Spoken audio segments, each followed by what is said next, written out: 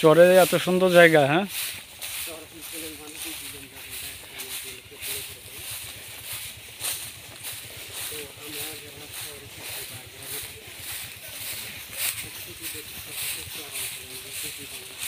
এই যে আপনারা দেখতেছেন একদম দেশি বড়ই গাছ।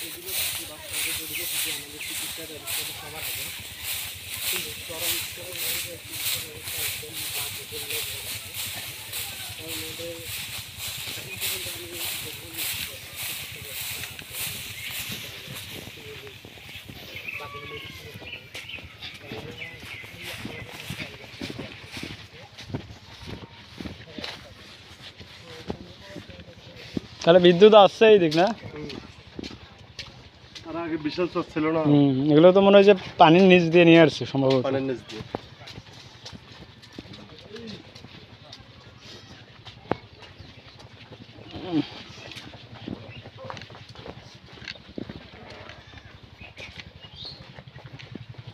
ভাই আরেকটা দিয়ে নেওয়ার লিখতো কি, যেমন আপু বলবে যে ভাই অমুকের বাসাটা কোথায়। ও হ্যাঁ হ্যাঁ চিনি, ওই দিকে সামনে জাহাঙ্গীর দিয়েছে। দেখছেন একজনের কতগুলো গাভী। এগুলো সম্পদ।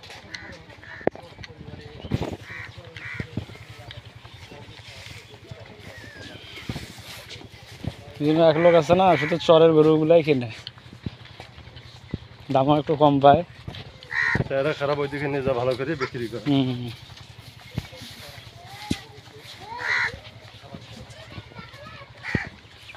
শহরের গরু আর এগুলা গরু আসলে দেখছেন তফাৎ কত।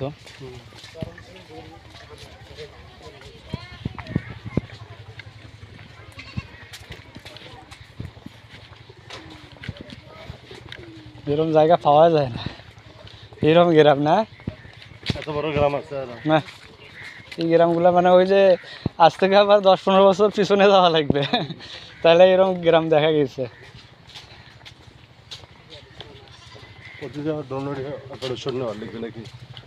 ধরনের শট এখন না, মানে আমাদের সমস্যা নেই, আছে কারেন্ট তো না।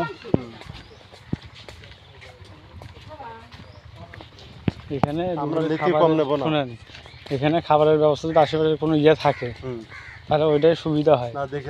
এটা এখনই বলে রাখি, ওনারা তাহলে বাজার টাজার করে করুক, তাই না?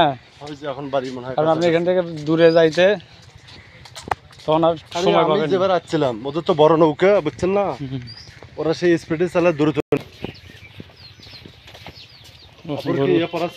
গরুটা তো অনেক সুন্দর।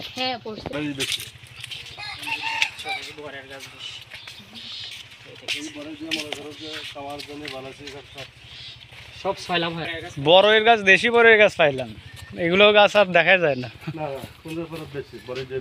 হ্যাঁ, সময় এই দেবো কিছু, আমার ব্যাগটা মনে হয় নৌকাটা নামাজটা শুরু করতে হবে।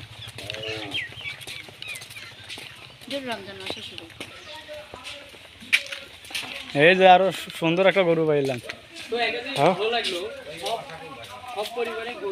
হ্যাঁ, গাইবান্ধা চাচা কঠিন গরু।